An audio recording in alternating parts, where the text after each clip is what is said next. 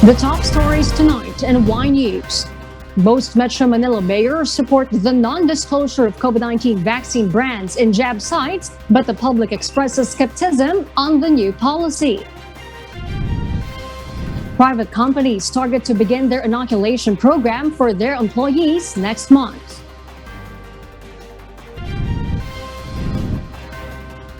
The Philippine National Police deploys its assets and personnel to assist in the nationwide vaccine distribution.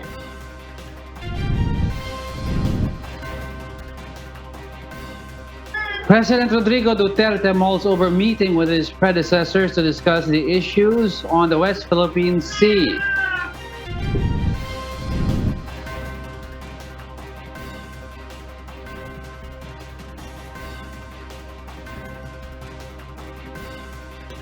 East African country Malawi burns nearly 20,000 expired AstraZeneca COVID-19 vaccines.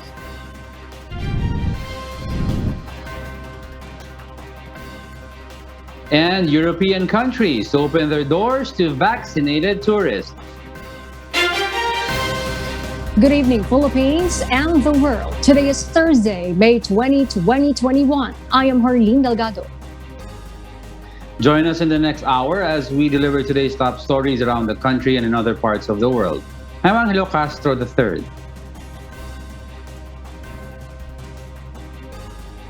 We are also seen in 1,935 satellite monitoring centers nationwide and via live streaming worldwide through the UNTV News and Rescue social media accounts and our website, untvweb.com. I am William Theo.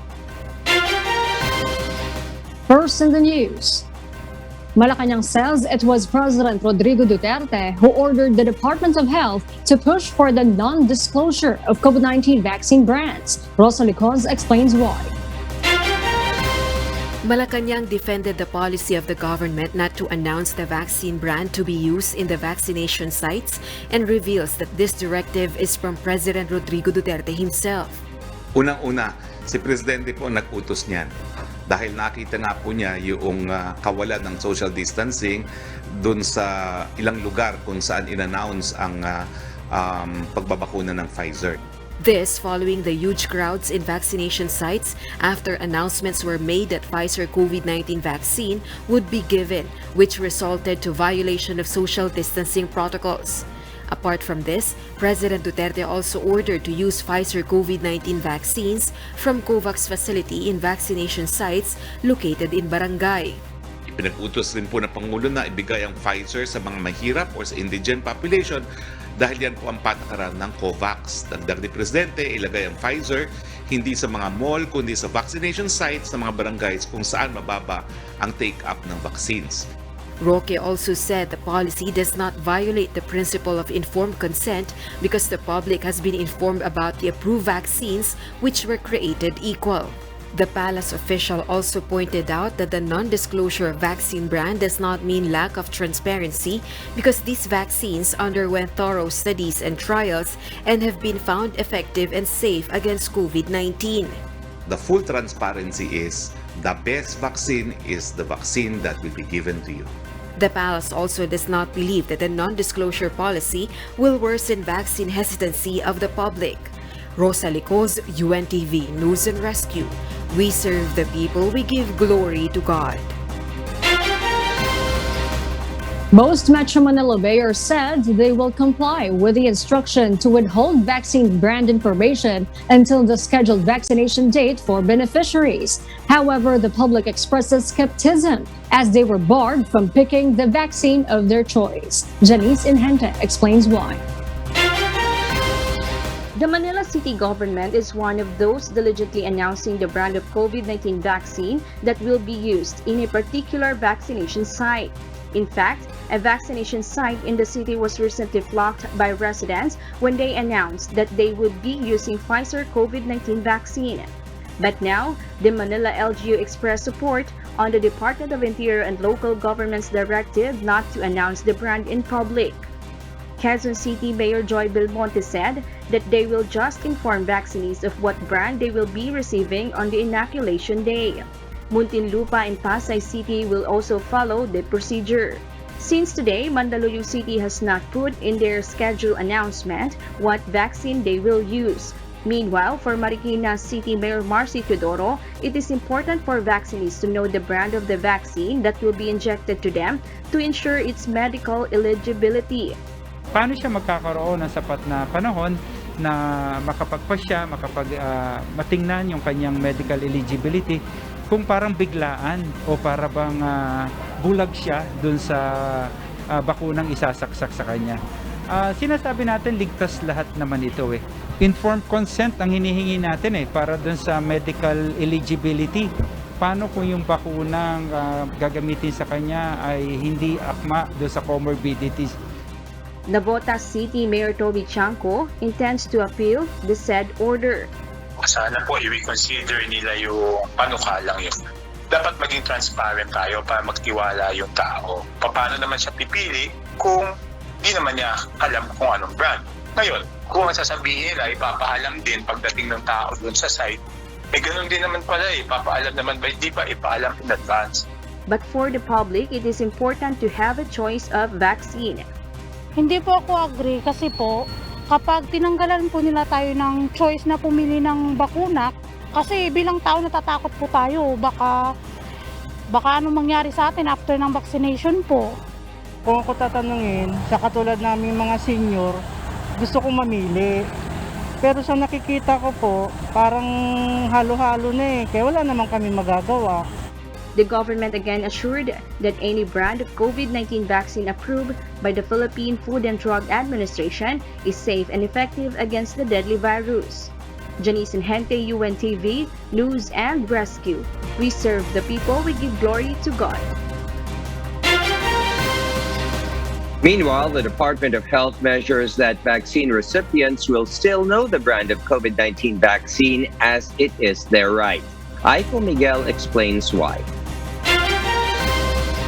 Bantay Bakuna Coalition is not in favor of the government's measure to withhold the vaccine brand that will be used in vaccination sites. According to the group, this move is a violation to an individual's rights. Kailangan, number one, alam ng pasyente yung lahat ng gagawin sa kanya, yung gamot na ibibigay sa kanya, yung tipo ng bakuna na ibibigay sa kanya.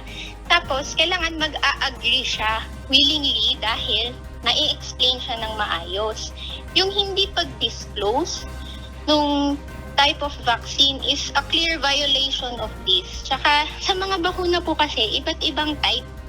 But the Department of Health explains not announcing the brand in inoculation sites will not take away the right of individuals to be informed of the vaccine they are taking, as this entails on-site vaccination education, proper documentation using vaccination cards, and monitoring of adverse events following immunization. The DOH reiterates that all COVID-19 vaccines issued with Emergency Use Authorization or EUA by the Philippine Food and Drug Administration are safe and effective. Before a vaccine can be issued with an EUA, it has to undergo rigorous evaluation processes involving the Department of Science and Technology, FDA, and various vaccine expert groups. Dr. Jose Rene de Grano, president of the Private Hospital Association of the Philippines, says they agree on not announcing vaccine brands to avoid overcrowding of vaccination sites that could lead to super spreader events. Yung move na yon was really just to prevent yung bandwagon effect, no? But of course, what they want is for everybody to be vaccinated. Talagang kailangan everybody. Halos pare-pareho po yan. Ang epekto po niyan, ang kailangan nating malaman na ito po ay para huwag tayo magkaroon ng grabing epekto ng COVID-19.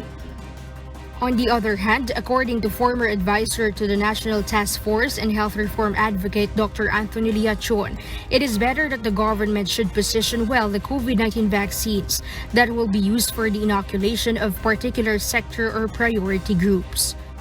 Win-win situation ang hinahabol natin.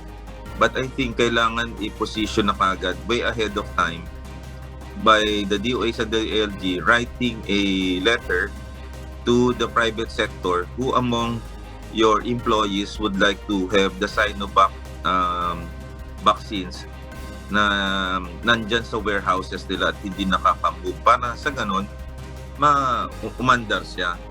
Aiko Miguel, UNTV News and Rescue. We serve the people, we give glory to God. Companies in the private sector expect to begin their vaccination program for their employees next month. Ray Pelayo will tell us why. Around 100 private companies will receive the initial 1.3 million doses of AstraZeneca vaccine expected to arrive in the third week of June 2021. Go Negosyo founder and presidential advisor for entrepreneurship, Joey Concepcion, said companies will immediately start their vaccination program for their employees once the vaccines arrive. Over 200 service providers who will do the inoculation for the empleyado namin. If an employee is already vaccinated by their local government units, it's up to the employer to decide if the vaccination could be extended to their families. It's up to them kung sino ibigay sa pamilya ng empleyado o pwede niyan.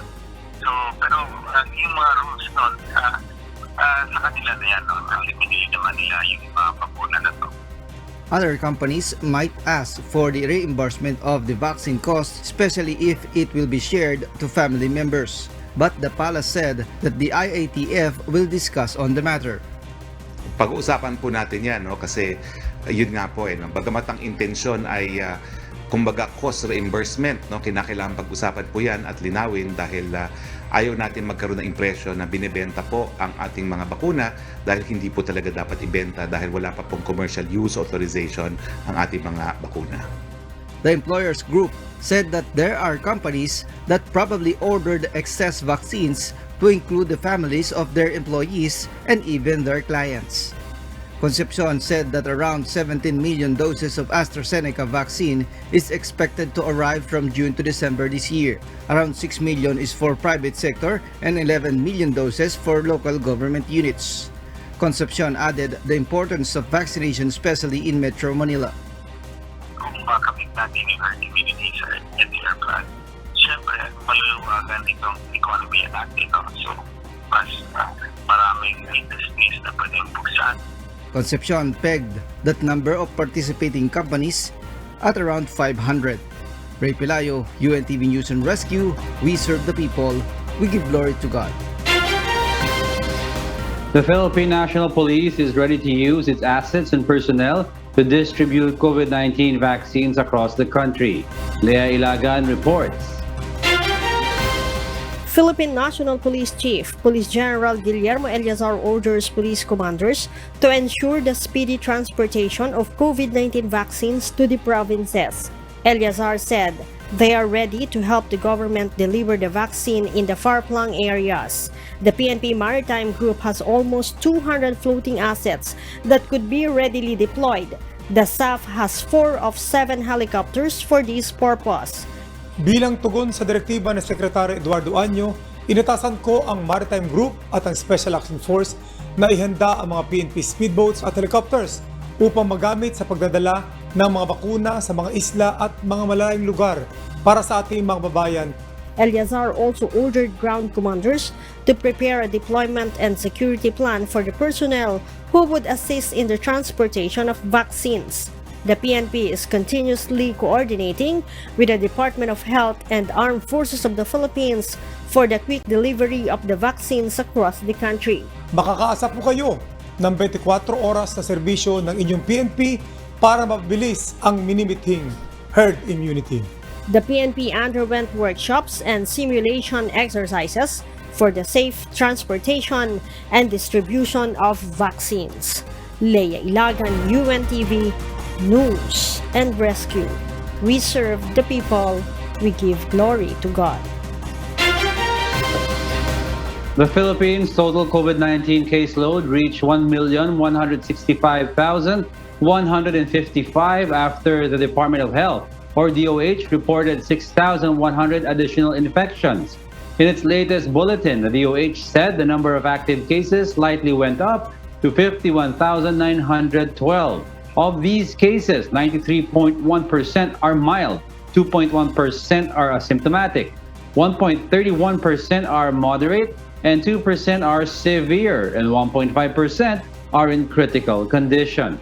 The agency noted that the tally excludes data from 3 laboratories that failed to submit their reports on time. The DOH also reported 4,071 more recovered patients, bringing the total number of recoveries to 1,093,602. The death toll rose by 135 to a total of 19,641. For those watching us on YouTube, please click the subscribe button you see on your screen and ring the bell for notification. You may also follow us on Facebook. A security analyst believes that President Rodrigo Duterte's decision to set aside the arbitral ruling is part of the government's tactic to negotiate with China in the West Philippine Sea dispute. Nel Maribuhok explains why. The government has its own strategy to resolve the tensions with China in the West Philippine Sea. According to Professor Romel Banlawi, a security analyst, setting aside the international arbitral ruling is part of President Rodrigo Duterte's tactics to pursue the negotiations with China. Hindi po natin sinosurrender yung win natin sa International Arbitral Tribunal, pero para magkaroon po tayo ng breakthrough for negotiation, we will set aside that kasi nga hindi tinatanggap ng China yan. Pero malaking leverage natin yung International Arbitral Tribunal's decision dahil dyan po nakasulat yung mga karapatan natin sa West Philippine Sea. President Duterte in his previous talk to the people expressed his intention not to pursue the arbitral award. Since then, yung mga paperwork about the arbitral award has become meaningless. Professor Banlawi said that the chief executive is just consistent in his foreign policy of direct negotiation to claimant countries to prevent any further conflict in the region. Meanwhile, former Senator Antonio Trillanes denied the claim of President Duterte that the government has lost control of the Scarborough Shoal to China. Tatlong barko yung nandoon. Sinasabi nila, nagko-control. How can 3 Coast Guard ships ng China control Scarborough? Sabi ko, simple lang. Subukan nyo, bakit hindi nagpadala si Duterte dyan ng barko? Hindi tapatan niya, sino ngayon nagko-control dyan?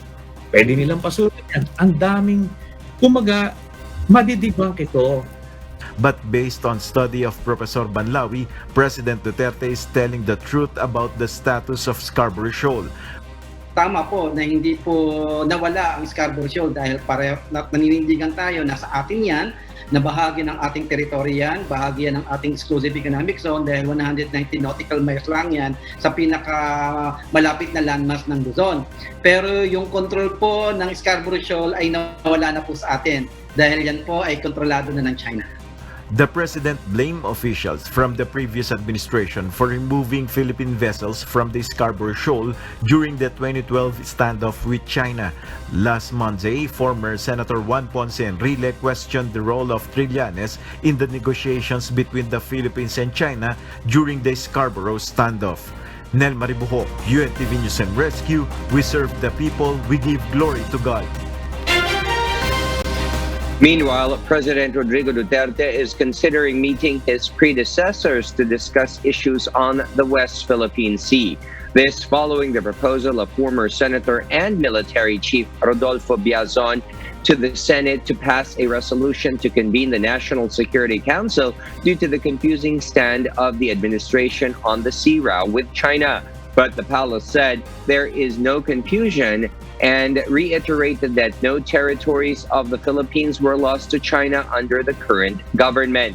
Meanwhile, the palace advised Filipinos to keep on fishing in the West Philippine Sea, assuring that their interests will be protected by the Philippine Coast Guard. Nabanggit po sa akin yan ni Presidente, ang problema doon sa National Security Council, wala naman pong nare-resolve doon sa mga pagkakataon na naka-attend siya. So kung kinakailangan, iniisip niya na imbitahin ang mga dating presidente, ilang mga personalidad para magkaroon ng isang pagpupulong to discuss the issue, pero ang tingin po niya, yung mga karanasan nga niya sa National Security Council, walang resolution na nangyayari. So parang bakit pa? Pwede naman po yan through informal consultations. Senators have varying opinions as they tackle at the plenary a bill seeking to increase the allowable election campaign expenses of candidates and political parties. However, an election watchdog opposes the proposal, noting that candidates who have less funds will be left behind. Hardin Delgado will tell us why. The Senate postponed its consideration on a bill increasing the authorized campaign spending of candidates and political parties for the elections. This as senators expressed various proposals and concerns on the increase in the amount of allowable expenses per voter. The Senate Bill 810 proposes to increase the campaign spending for various positions, including presidential and vice presidential candidates, from 10 pesos to 20 pesos per voter, 30 pesos for independent candidates, and 5 pesos from the current 3 pesos per voter for senatorial candidates. However, some senators have questioned whether or not the proposal is implementable, saying that many politicians do not even follow the current limit in the campaign spending. Kasi kung practical yung amount, alam naman natin lahat nag-violate, ba't pa tayo magpapasa ng batas? Kung hindi natin na-implement itong batas na ito, do you think we will be able to implement it if we raise the rates? It will only favor the businessmen who will give us money, or you have to ask money to be able to afford the runaway rates of TV advertising.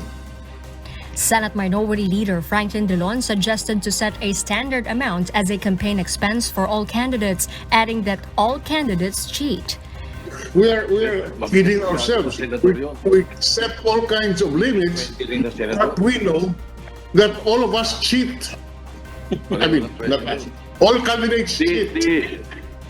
Most politicians cheat in the filing of their SOSE. In other words, they're not filing the correct amount. If you have an opportunity to correct it now, let's try to correct it now, right? I think it's ridiculous to leave it at 3 pesos. It's everyone. I'd say everyone is in violation of that. Let's not be hypocritical about this.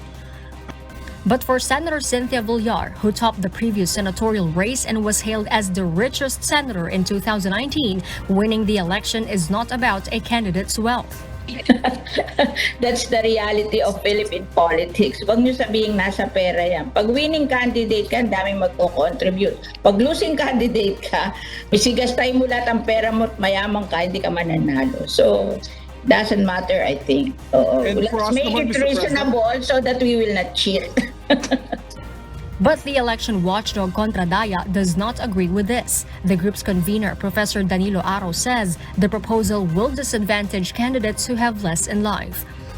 Yung ganyang klaseng pera-pera na kultura sa halalan, hindi lang yan usapin ng masyadong elitistang katangian ng halalan, kundi pati na rin yung political patronage that goes with the fact that there are certain people, there are certain groups that finance campaign operations. The group calls on Commission on Elections to closely monitor the campaign expenditures of candidates and for candidates to fully disclose their fund sources for transparency. Sa ngayon, ang mahal-mahal na ng cost ng campaigning. Kung tutuusin nga, dapat gawa ng paraan yung close monitoring sa campaign expenditure ng mga kandidato para yung kanilang mga SOSE o yung Statement of Campaign Expenditures ay mabubusisi talaga ng taong bayan. Jorlene Delgado, UNTV News and Rescue. We serve the people, we give glory to God. The Department of Education will present to the President its plans on opening of classes for the next school year. Meanwhile, DepEd explains the low-ranking results of the Philippines to the 2018 Program for International Student Assessment, or PISA. Marvin Calas reports. Although school year 2020 to 2021 has not ended yet, the Department of Education prepares for the next school year for both elementary and high school. DepEd readies its proposal for school year 2021 to 2022, including the proposed start of classes on August 23. According to DepEd Undersecretary Annalyn Sevilla, it will be first presented to the President before announcing the plan to the public. Kahapon lang po nag-management committee meeting ang ating Secretary Liling Briones sa lahat ng ating mga regional directors, bureau and service directors, at meron po kami mga options and proposal na within the law. So ang una po na option natin ay yung una lumabas, yung August 23, at meron din po kami pa pang mga dates na ipapresent po ni Secretary. DepEd did not provide further details if face-to-face classes will be implemented, but assured that it still depends upon the approval of the Interagency Task Force and the President. Meanwhile, DepEd also commented against the low-ranking position of the Philippines on the Program of International Student Assessment, or PISA, held last 2018. PISA is an organization that provides assessment on the education system of several countries. It provides data on the current education status of students, particularly on mathematics, science, and reading. The Philippines ended at the 76th spot over 800 countries who participated in the event. Education Undersecretary Diosdado San Antonio clarified that it is not due to the difficulty of English proficiency which caused the students to fall behind. Hindi po naman natin masasabi na bumaba ang performance kasi po maraming mga kailangang i-consider sa pagpapaangat ng kalidad ng edukasyon. Ako po bilang isang veteranong taga-DepEd, nakita ko po kung ano ang ginagawa ng pamahalaan ngayon para i-modernize ang ating mga school facilities, bigyang pansin yung mga dagdag na gagawin para yung pong education technology ay ma-integrate sa ating mga ginagawa. And to cope up for the next student assessment, DepEd plans to make adjustments and imitate some strategies of PISA for students to easily understand and learn from the trainings ahead. Marvin Calas, UNTV News and Rescue. We serve the people, we give glory to God. The National Union of People's Lawyers, or NUPL, stresses hand gestures like raising of clenched fists has no connection with communist or leftist groups. Dante Amento tells us why. National Union of People's Lawyers, or NUPL President Attorney Edre Eulalia explains that raising of clenched fist is simply an expression of emotion, just like what some groups of people are doing. During yesterday's House Committee on Human Rights hearing on community pantries, officials of the government's anti-terrorism task force have disclosed they investigated the Maginhawa community pantry after receiving complaints from residents that organizer Patricia Non's picture circulated on social media with raised clenched fist. Propaganda materials were also found in the community pantry initiated by Non. But many of them also do not know ang pinanggalingan, no, kung saan nanggaling itong one community pantry ito. By the way, I would like to refute po yung sinabi ni Congressman Fortul na walang publication kasi po sa totoo lang meron po nakita tayong mga pictures sa media, sa social media, nakataas kamao pa yung si Patricia noon. Eulalia calls the statement as illogical and baseless. Nakakatawa at walang lohika, katwiran o diretsahan na tayo, kahibangan na yan eh. Eulalia adds there is nothing wrong with it and it does not signify connection to the communist or leftist groups. Even the president has made similar hand gestures several times, particularly during his campaign in the past elections. Hindi lang mga aktivista ang nagtataas ng kamao, yung mga bagong kasal nagtataas ng kamao, yung mga nananalo sa basketball nagtataas ng kamao. Si Presidente, nagtaas din ng kamao. Nakita nyo? The NUPL stresses, most of all, the hand gesture has no legal basis, that it is a violation under our existing laws. Dante Amento, UNTV, News and Rescue. We serve the people. We give glory to God. The Metropolitan Manila Development Authority says the number coding scheme may no longer be suited at this time. Meanwhile, EDSA Traffic Czar Edison Nebrija explains that congestion may still be experienced despite fewer vehicles. Asher Cadapan Jr. tells us why. The Metropolitan Manila Development Authority anticipates more new vehicles on the road should the number coding scheme be implemented anew in Metro Manila. MMDA EDSA Traffic Czar Edison Bong Nebrija explains that the said traffic management program only resulted to purchasing of additional vehicles of some citizens to beat the system. And after several months of being under community quarantine restrictions, people have a high tendency of buying a car, leaving the traffic scheme ineffective. Such car restriction policy may not be suited anymore at this time. Kasi nga, magkakaroon ng revenge spending yung mga tao dahil hindi nakakabiyahe, wala nang masyadong kain sa labas, ang daming natitipid na pera. baka mamaya kung ibalik natin yung number coding, bumili lang ng sasakyan. It is up to the Metro Manila Council whether to still implement the number coding scheme or not. The MMDA, however, is studying an incentive type of policy that may possibly replace the coding scheme. In the meantime, ban on light trucks will be implemented starting Monday, May 24, to mitigate the heavy traffic being experienced in EDSA and Shaw Boulevard. In EDSA, particularly between Magallanes and Makati City and North Avenue in Quezon City, light trucks will not be allowed from 5 a.m. to 9 p.m. Mondays to Saturdays except on holidays. While in Shaw Boulevard, it will be in effect from 6 a.m. to 10 a.m. and from 5 p.m. to 10 p.m. of the same days. Nebrija said this will give way to the transportation of frontliners during the peak hours. Although the volume of vehicles is still comparatively lower than it was before the pandemic, reaching to over 400,000, congestion may still be experienced in EDSA due to limited lanes dedicated to the busway and bike lanes. Well, basically, committed yung mga lanes natin. Hindi na nabawasan, committed lang kasi nag-road diet tayo. But as of now, we haven't seen that numbers yet. So siguro ang visual estimate ko dyan, nasa 350 pa lang tayo. Asher Kadapan Jr., UNTV News and Rescue. We serve the people, we give glory to God. In other news, hundreds of residents are appealing for help after losing their homes when a fire broke out at a residential area in Barangay San Miguel, Pasig City on Wednesday night. JP Nunez reports. More than 100 homeless families are now staying in an evacuation center after a fire transpired last night in Tuazon Compound in Barangay San Miguel, Pasig City. Fire victims were not able to salvage most of their things after the fire. Wala nga pong nailigtas dahil nung makita po yung apoy malakas na po. Hindi po namin alam. Aasa na lang po sa tulong. Kung sino po magbibigay sa amin ng tulong. Meanwhile, fire victim Arvin Manzano collects the remains of their burnt house to build a temporary shelter for his family. Being a garbage collector, he admits recovering from the incident will not be that easy. Konting tulong na lang po kahit mga damit lang ng mga bata.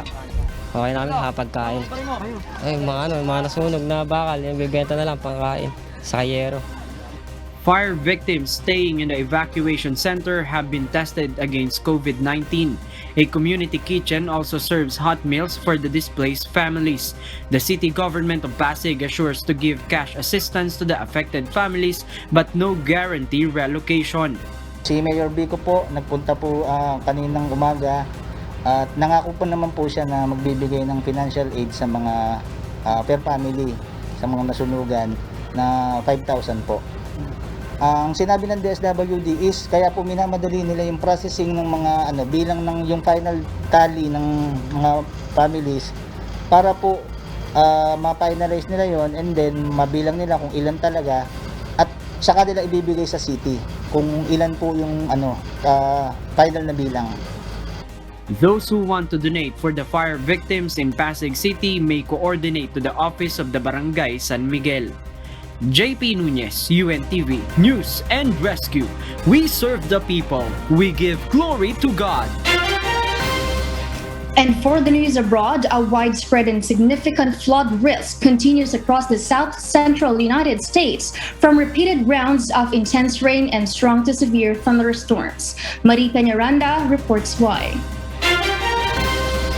The National Weather Service warned millions of people over the south-central U.S. of widespread flash flooding due to heavy rains for several days. This includes parts of Texas, Louisiana, Oklahoma, and Arkansas. Weather officials predict that 2 to 4 inches of rain could fall in southeast Texas and southwest Louisiana over the next 2 days. Power outages have also been reported in the area, with more than 100,000 customers without power in Texas on Wednesday, according to PowerOutages.us. By evening, the number of outages dropped to about 11,000. Texas Governor Greg Abbott announced on Twitter that he has ordered the State Operations Center to operate 24/7 in order to help and support local communities. He also cautioned Texans to be cautious of any water on roads, creeks, streams, or storm drains, and to never attempt to cross. Meanwhile, Louisiana Governor John Bel Edwards on Monday has declared a state of emergency due to the impact of the weather in southwest Louisiana. In a press conference, Governor Edwards say that residents should remain cautious and pay attention to weather news for updates. It is extremely important that everyone pay attention to your local authorities, watch the news, make sure that you're looking at the at the Weather Channel. He also announced aid to businesses or homes damaged by the severe weather. The Louisiana Health Department confirmed that a 76-year-old male that was oxygen dependent died as a result of oxygen failure due to a power outage. Marie Peñaranda, UNTV News and Rescue, USA. We serve the people. We give glory to God. The Indian military is continuing search and rescue operations for a third day after a deadly cyclone left scores missing and stranded at sea. Cyclone Tukte, the strongest storm on record to hit India's west coast, has killed at least 40 people since it made landfall in western Gujarat state on Monday night. One barge operated by the Indian Oil and Natural Gas Corporation held a crew of 261 people when it sank in an offshore oil field on Monday due to the force of the cyclone. As of Thursday, the Navy has rescued 188 crew members and recovered 26 bodies, said a Navy spokesperson, adding it was still searching for the remaining 47 personnel. Thousands of migrants from Morocco swam around a breakwater in a bid to enter the Spanish border fence of Ceuta. RK Lorca will give the details live. Yes, RK, good evening. Good evening, Mariel. More than 8,000 Moroccans, including 2,000 unaccompanied children, has entered Ceuta in Spain irregularly before being subjected to collective expulsions upon tightened cross-border security. With mostly young men who have tried to approach the 20-foot-high border fence and begun swimming Ceuta's beach a few hundred meters away, were later repelled by Spanish police. The selective border enforcement was allegedly a retaliation for the medical treatment that an independence leader received in Spain, suggesting that Moroccan authorities may have utilized migrants and asylum seekers as pawns in this dispute. However, the Moroccan police on Wednesday drove hundreds of young men away from the border fence and stopped others from approaching.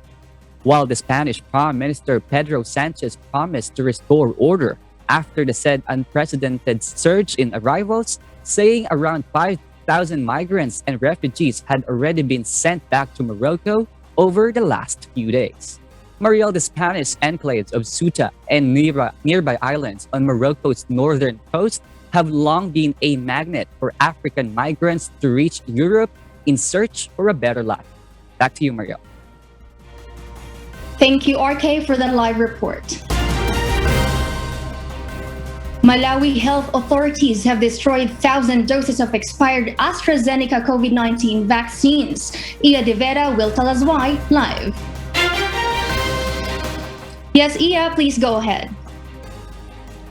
Mariel, the destruction of nearly 20,000 expired vaccines started on Wednesday when Health Minister Kumbwizi Kandodo Chiponda placed some vials into an incinerator at Kamuzu Central Hospital in Malawi's capital city, Lilongwe. Chiponda said that in line with the government's policy, no expired health commodities are to be used, further stating that no expired vaccines have ever been used under Malawi's immunization program. Furthermore, Chiponda stated that the destruction of the vaccines have been done in public to stay accountable to Malawians and to assure them that no one will be given expired vaccines during the vaccination campaign. The vaccines came from a batch that arrived in the country on March 26 through an initiative by the African Union and the World Health Organization, but unfortunately expired within less than 3 weeks. While the WHO urged African nations to keep their expired AstraZeneca vaccines last month, they have reversed their position and are now advising countries to destroy expired doses. Mariel? Thank you, Ia, for the live report. Meanwhile, the government of Singapore has refuted an assertion by Delhi's chief minister that a new variant of the coronavirus has been detected in the city-state. Early Briones will report why.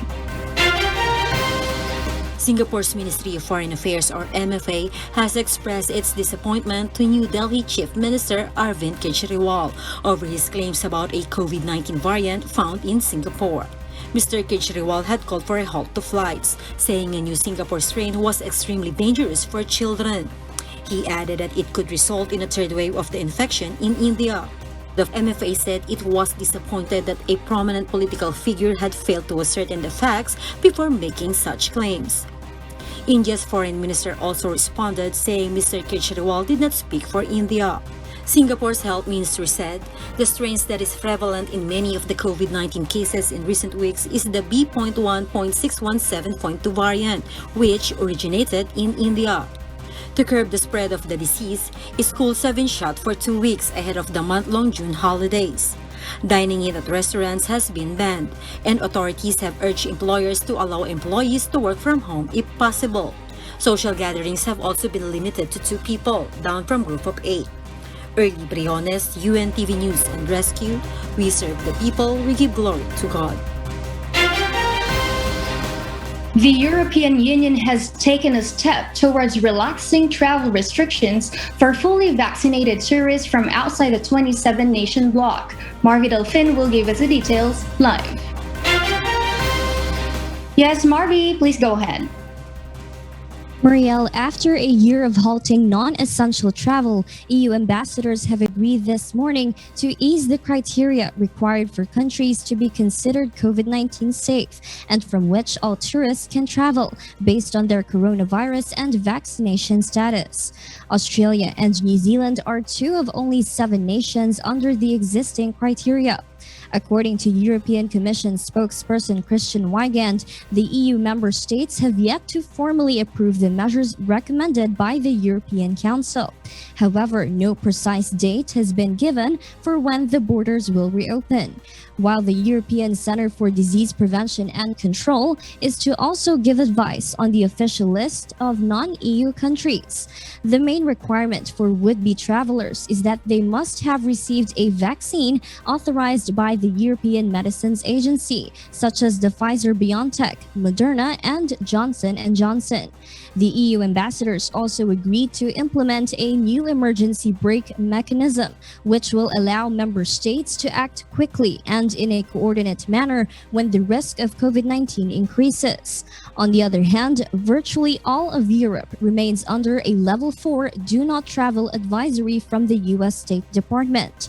The US Travel Association praised EU's decision and urged the US government to adopt a similar approach to allowing the resumption of international travel. Back to you, Marielle. All right, thank you for the live report, Marvy. And those are the reasons behind the news in other parts of the world. I am Mariela Toza, live from Perth, Australia. Good evening. And those are the reasons behind the news, May 20, 2021. I am Harleen Delgado. Reasons we deliver to you as they unfold. I'm Angelo Castro III. And because we need to know, we will always ask why. I am William Theo. We serve the people. We give glory to God.